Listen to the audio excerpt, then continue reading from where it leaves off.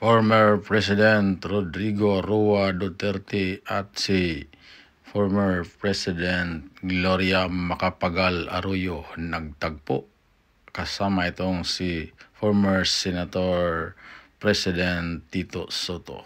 Bakit kaya ito inimbitahan ni former Arroyo itong si PRRD? Alam na natin na itong partido ni PRRD ay malakas pa at itong si Soto, kaya ngayon nagduda tayo na ito ay may bagong gagawin sa 2025 election kasi mahina itong administrasyon ngayon, kaya mayroon silang gagawin. Alam naman natin na itong si PRRD, pag ang bayan na ay dihado, talagang kikilos ito. At siyempre kasama dyan si Sen Bungo at ang former President Gloria Macapagal Arroyo. Kaya abangan natin mga kababayan ang talinghagang yan, kung ano ang gagawin nila. Lalabas yan dito sa mga balita. Nyo na maging aktibo sa politika. Ibig bang sabihin nito ay tumakbo muli sa anumang posisyon si Pangulong Duterte? Naku po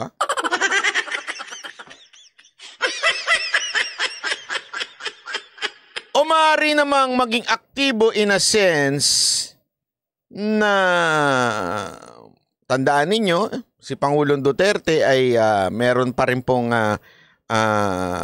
partidong kinabibilangan at itong partido na ito ay malakas pa ang command pagdating sa mga local government, even sa mga kongresista. Yun ba ang isa sa mga ibig sabihin na maging aktibo pa muli sa politika? Ibig sabihin, makialam na sa nangyayari sa politika?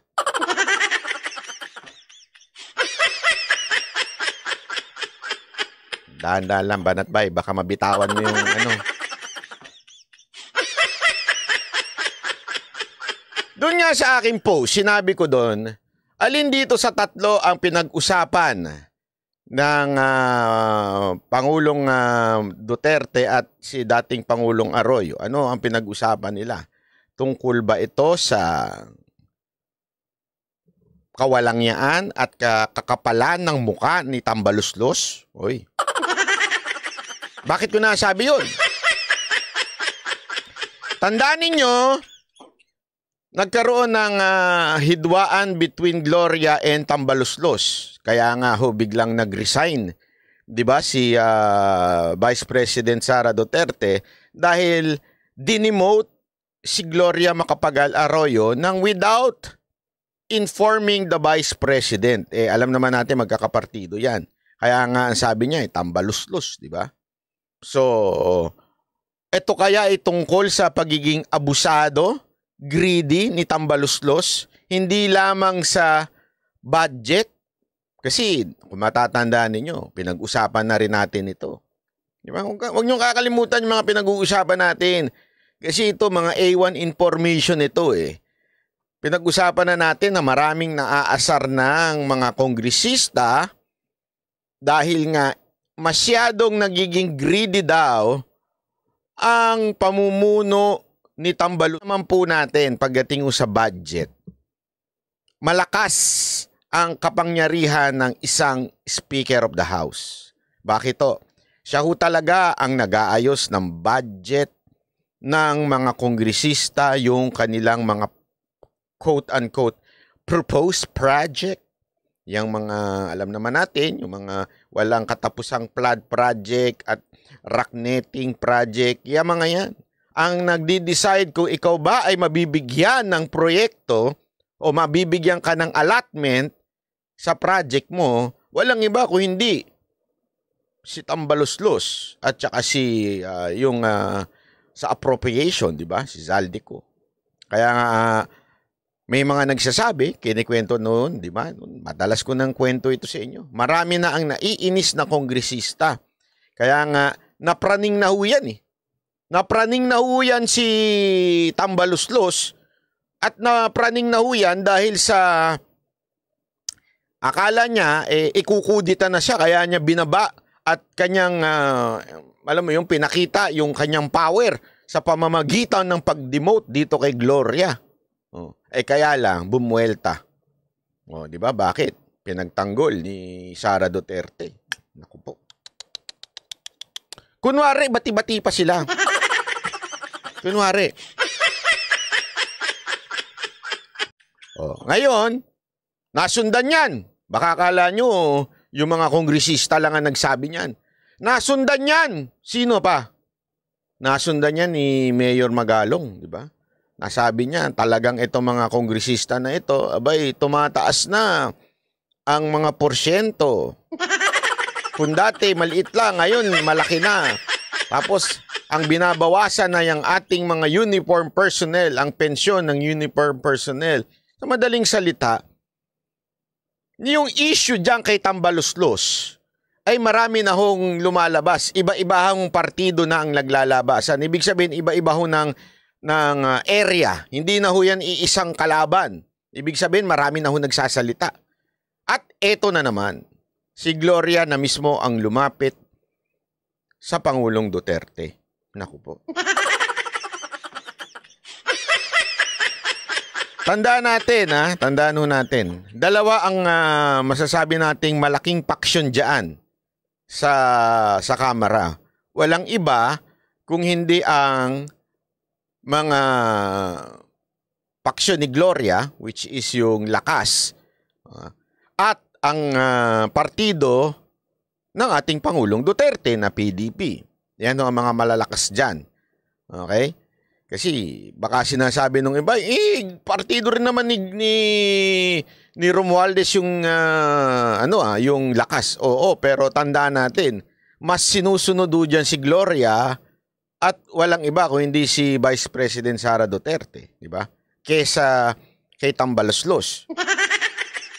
So, posible ba na kaya nagkita may pinaplano diyan sa Kamara? Ito kaya ay ang pagpapatalsik sa Speaker of the House? Kasi tandaan nyo, that's a legal process in the House. Anytime, pwedeng pwede silang mag-raise ng change of leadership pag nawala na ang confidence ng mga kongresista. Hindi natin alam, tandaan ninyo, pag mga ganyang picture, di ba? Malakas ang impact niyan sa Kamara. Nako, pag nakita nila yan, nako po, nagsama na. So pag ito nagbigay ng command at sinabing it's time to replace the Speaker of the House, nako po.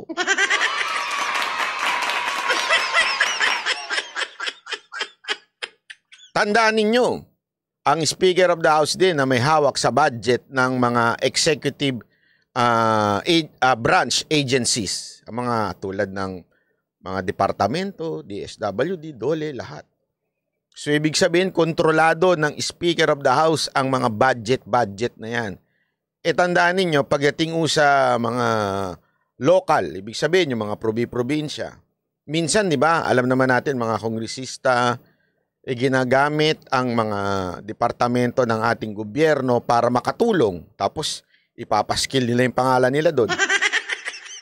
Yung mga tupad-tupad, yung mga tupad, alam mo, aminin na natin, wag na tayo magtarantaduhan. Mula noon pa, dekada na ginagamit niya, lintik na tupad-tupad na yan. Tupad, kung hindi man tupad, iba pangalan, DSWD, yung mga yan, ginagamit yan ng mga ilang kongresista o ng mga local executive, tulad ng mga mayor, para tulungan, quote-unquote, kuno yung mga tao. Pero, dapat national yun, di ba? Pero actually, ginagamit siya ng mga local. So, tapos meron silang dyan. Kunwari, mamimigay ng ganito, ganire. Tapos, yung mukha nila nakapaskil. Yung parang kay Abby Binay, di ba? Ganon, di ba? Nakapaskil. Kahit budget ng taong bayan, mukha nila nakapaskil dyan. Malamang sa... Naku, ayokong masabi. Next topic na nga tayo. Malamang siya malamang.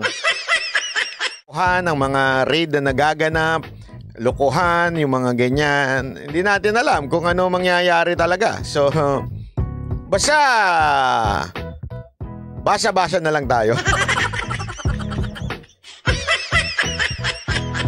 Basta ganito lang ha. Ganito lang ang lagi ko sasabihin sa inyo ha. Ganito ko lang sasabihin. Si Pangulong Duterte,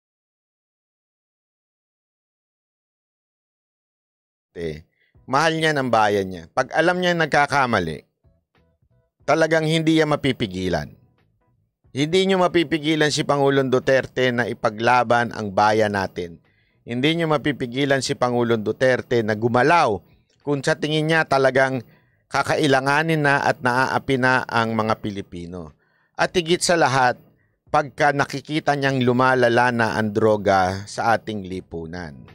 Yan po ang sigurado kong bagay na hindi mapipigilan ni Pangulong Duterte na makialam na. Yon! Diba? Kaya nga sabi ni Pangulong Gloria, di umano, according to SBG, sabi sa news na to, iniengganyo ni Gloria si Pangulong Duterte na makialam na. Ayun. Na pumasok na sa politika. Kitang magkakasama sila nina Arroyo at Duterte. Gayon din nina dating Executive Secretary Salvador Medialdea at dating Senate President Tito Soto. Pagbabalik tanaw at masayang kamustahan daw ang nangyari sa nasabing pagtitipon. Ayun, no, may masayang pagtitipon daw. Pero ang sinasabi, basta sa balita, inengganyo ni Gloria na maging aktibo sa politika. Ano yung engganyo na yun? Ano yung aktibo na yun? Ayan, dyan tayo magkakadalihan.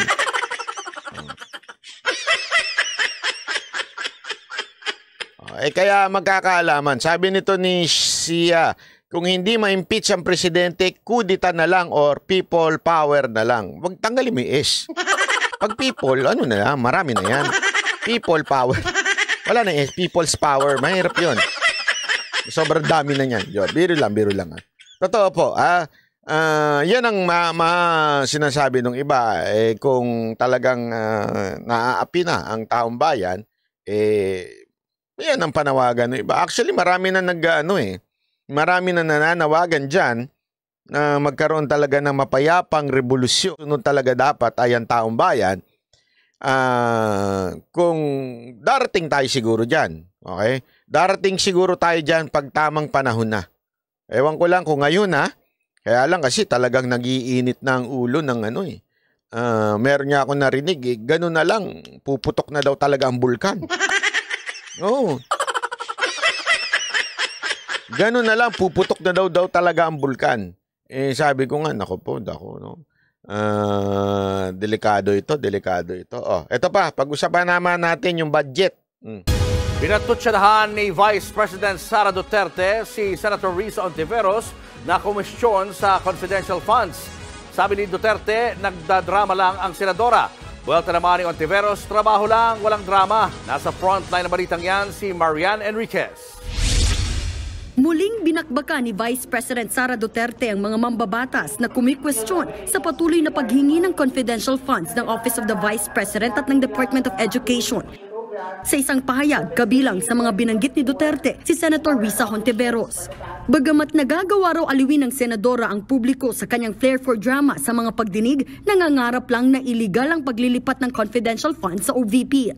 Bukod kay Hontiveros, dawit din sa tirada ni VP sina House Deputy Minority Leader Franz Castro at mga miyembro ng Makabayan Bloc. Dagdag pa ni Duterte, hanggang ngayon ay walang maipakitang konkretong ebidensya para suportahan ang aniyay marumi nilang imahinasyon. Dahil sa kahihiyang dala ng mga nasabing individual sa ang dami-daming nakapaligid sa kanya, ang init-init.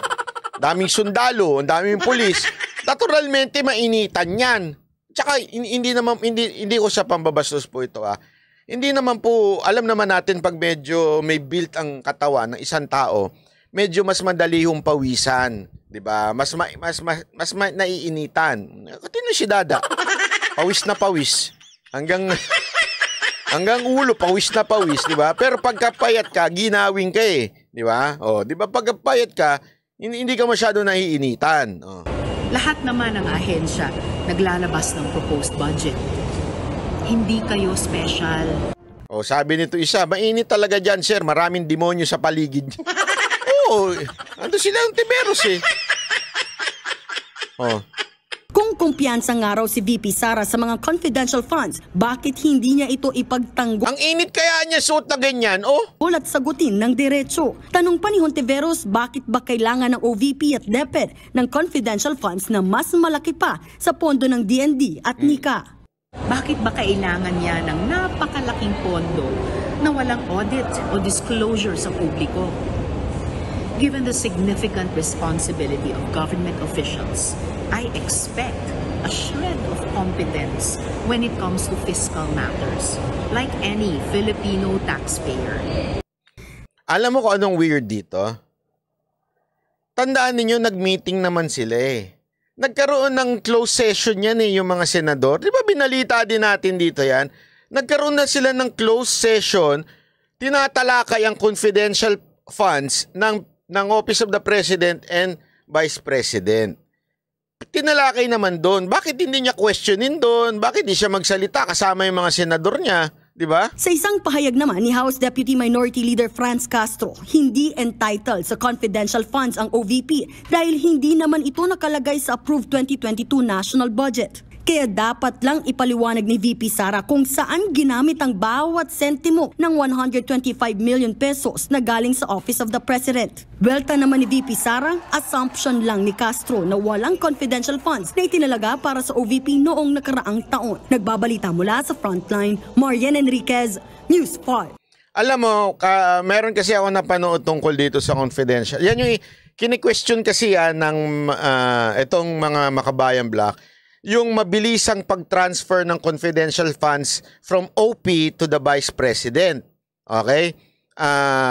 Kasi nga, at that time, nag-change ng, yun yung last year, 2022, nag-change ng leadership. Sabihin, yung half ng budget parang nagamit na, naayos na. Pero meron palang nilive doon na parang hindi nilagyan ng kasi 'di ba bawal maglipat ng budget pagka naayos na sa GA. Ibig sabihin pag naayos na yung buong taon, dapat bawal na. Meron palang funds na talagang naandun sa OP, Office of the President, na hindi nilagyan ng label kung saan mapupunta, talagang ipinirepair for the Vice President. Okay? Kasi nga nangyayari yan every pag-change ng leadership. Kasi pag nag-change ang leadership, naiiwanan yung half nung budget na usually yung leaving administration nagagamit yung buong budget.